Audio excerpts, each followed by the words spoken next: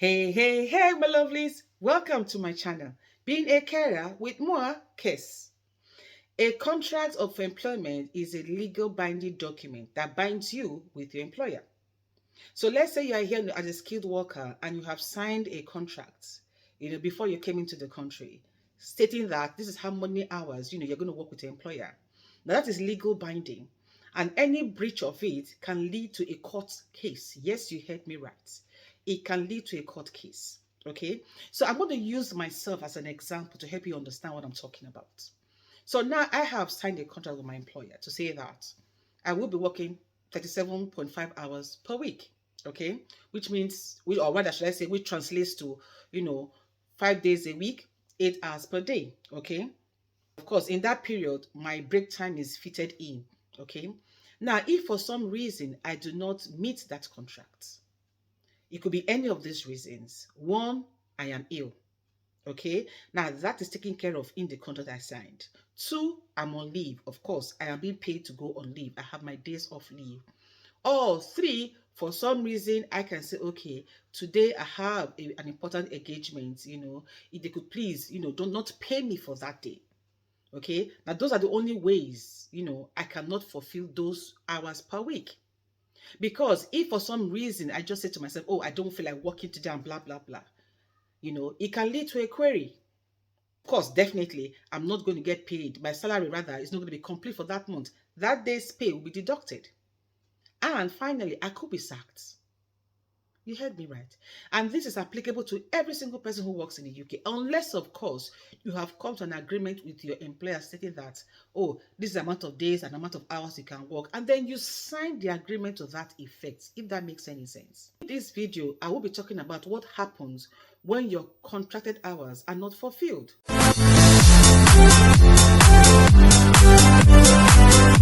My name is Kesiena Akwara Ati, a health and social care trainer. To all my returning subscribers, you guys are the best of the best. Yeah? Hey, to all of you, my awesome mentees.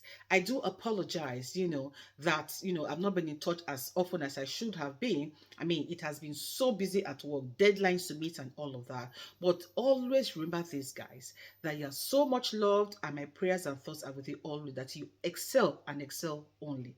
Okay? And hey, if you're just watching this channel for the first time or you stumbled on it perchance, hey, hi there. What are you waiting for? Join us. Oh, you might be asking, why? Because on this channel, I talk about care, how you can excel as a carer, a healthcare assistant, and a support worker. Why? Because I've been in this industry since 2017 and have acted in all these capacities I mentioned. Have also been a recruiter and a compliance officer. Yeah, so you see, smash the subscribe button. Yeah, give me a thumbs up, like the video, and don't forget to click on that all important notification bell. So whenever I upload a new video, you, my dears, will be among the very first to know. Freely connect with me on Instagram, TikTok, Twitter, Care by Kes, and I'll see you there. All right. So let's dive into the cross of the matter. You know me, I don't like to dilly-dally. All right. So what happens? Now let me tell you a story before I continue. Last year, when all of this was going on, the health and social business was going on, because that's what I'm going to face. That's my niche. Okay.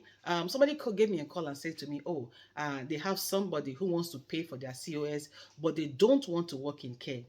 And I'm like, how does that apply? Because when you get your COS, your company number is there, and the reference and everything is there. So what do you want to do then? He said, oh, I'd rather work in another sector. Really? Now, that sector is going to pay you, and they're going to pay you through your bank account, and So when you submit your P60, because they're going to ask for it, will it show a healthcare company? It won't. And do you think they give you IR after that? They will not. So if you're here on a tier 2 visa, it doesn't matter if you paid for your COS or didn't pay for your COS. You do not have that privilege, to cherry pick your hours. I mean, whilst you were registering for this, you must have seen on the government website, they stipulated there 39 hours. Yes, you can work for, more hours if you want to. It's entirely up to you. For your main sponsor, that is. It's entirely up to you. But not working the contracted hours can work against you, particularly if it's not your days off leave, your days rather of annual leave, You are not ill. You just woke up and said, today, this week, I'm not going to work. It's going to work against you. Yes, because you have seen also that in your stipulation or requirements, the minimum salary had stated there was 20,000 plus per annum. Now with your, I mean, the minimum wage going up to £10.40, some people are earning £10.75, some are earning exact £10.40, some are earning £11 per hour. It's different for everybody. It is not one size fits all. Okay. So yeah. So now I want to ask a question.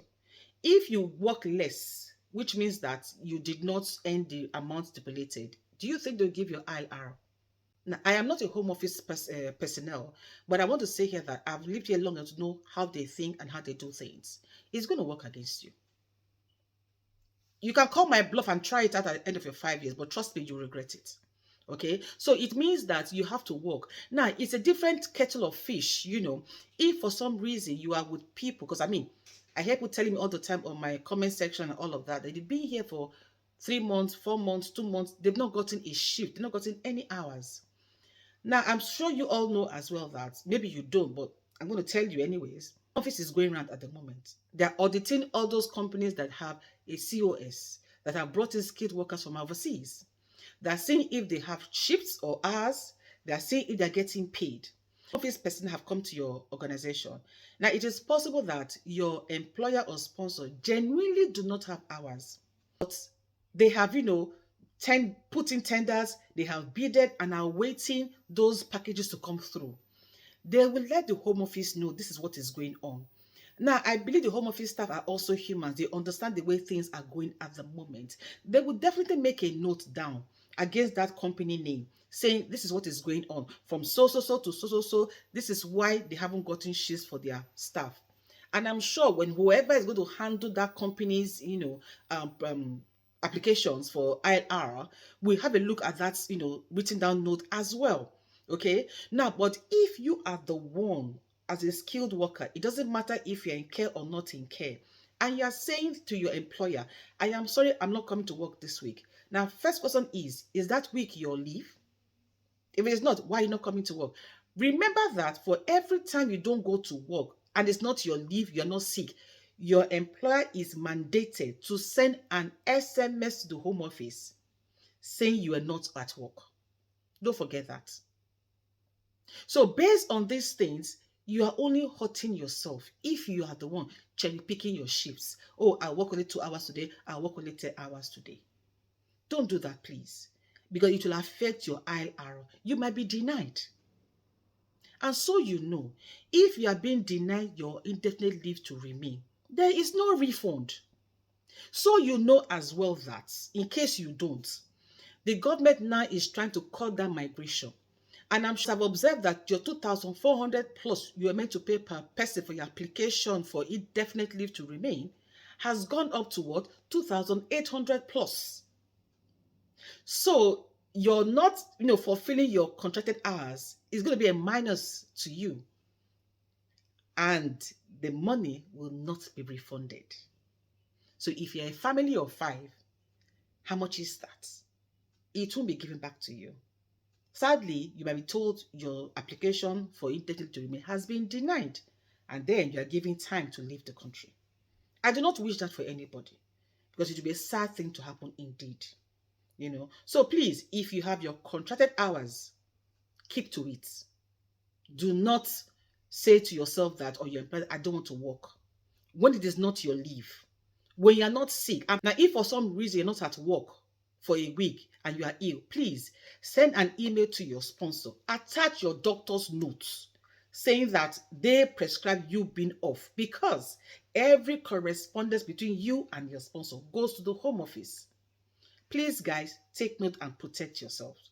Now, if there's any topic you would like me, to talk about, that I'm here to do so, leave me a comment in the comment section and I will gladly do a video and upload it to you for you to watch rather.